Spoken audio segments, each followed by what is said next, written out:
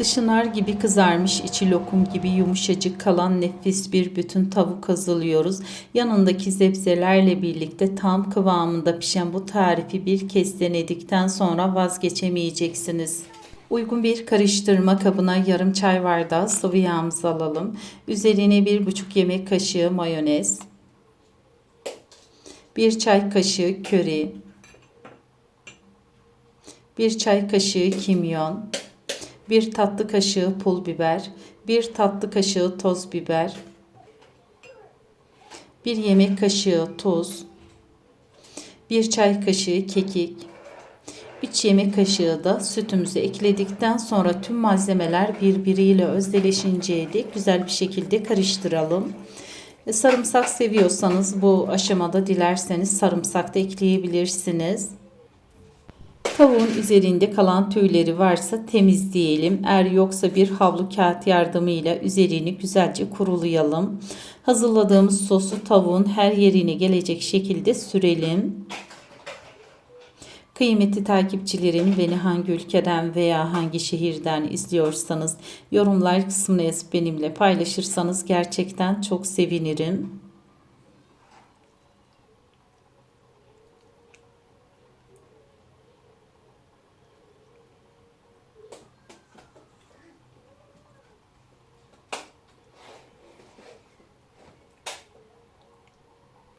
Sosumuzu özellikle tavuğun iç kısmına doğru elimizle her tarafına denk gelecek şekilde sürmeye özen gösterelim. Bu sayede tavuğumuzun lezzetini ikiye katlamış olacağız.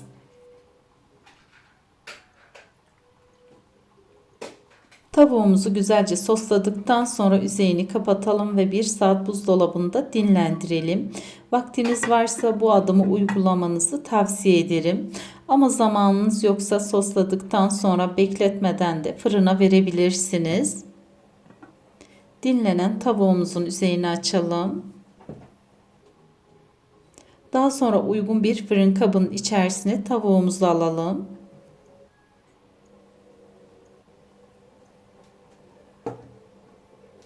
Ben bu tarifte patateslerin kabuklarını soymadım. Patateslerim çok tazeydi ve güzellerdi.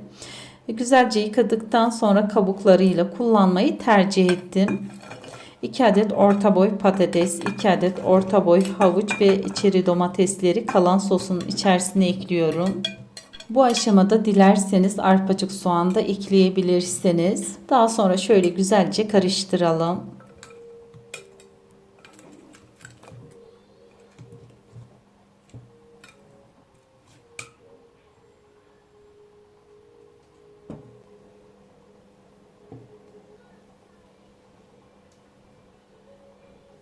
Tavuğumuzu ortaladıktan sonra sosladığımız sebzelerimizi şöyle fırın kabımızın kenar kısımlarına yerleştirelim.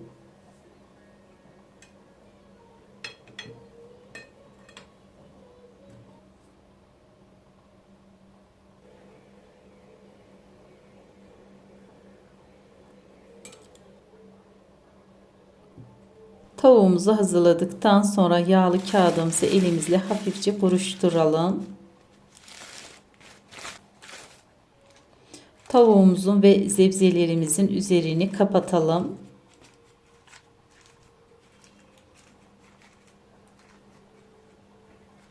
Hazır olan tavuğumuzu önceden ısıtmış olduğumuz 200 derecelik fırında kontrollü bir şekilde pişirmeye gönderelim.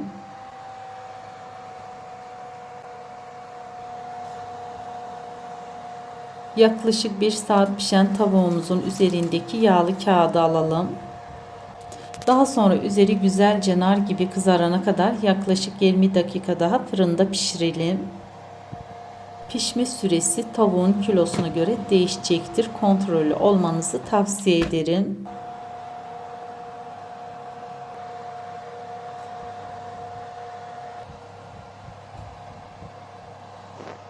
Gördüğünüz gibi tavuğumuzun üzeri nar gibi kızardı. İçi yumuşacık, dışı ise tam kıvamında kızarmış durumda. Yanındaki sebzeler de pişerken tüm lezzeti içine çekti. Fırında yükselen mis gibi kokuyu tarif etmek gerçekten zor. Şimdi sıra bu enfes tavuğu servis etmeye geldi.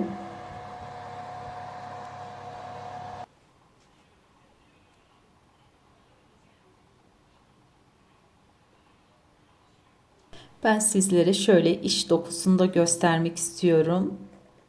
But kısmından keselim. Gördüğünüz gibi eti kemikten kolayca ayrılıyor. Tam kıvamında pişmiş, suyunu da içinde muhafaza etmiş. İşte doğru pişmiş bir bütün tavuk tam olarak böyle görünmeli. Gerçekten hem görüntüsüyle hem de lezzetiyle sofralarınızın yıldızı olacak bir tarif oldu. Üstelik tek tepside hem tavuğu hem de sebzeleri birlikte hazırlayarak pratik ve doyurucu bir ana yemek elde etmiş olduk. Eğer bu tarifimi denerseniz yorumlarda mutlaka benimle paylaşın. Deneyimlerinizi okumaktan büyük mutluluk duyuyorum. Tarifimi beğendiyseniz videoma destek olmak için beğenmeyi ve birbirinden lezzetli tarifleri kaçırmamak için kanalıma abone olmayı unutmayın. Evinizde sağlığınız, huzurunuz, mutluluğunuz hiç eksilmesin. Şimdiden deneyecek olan herkese afiyet olsun.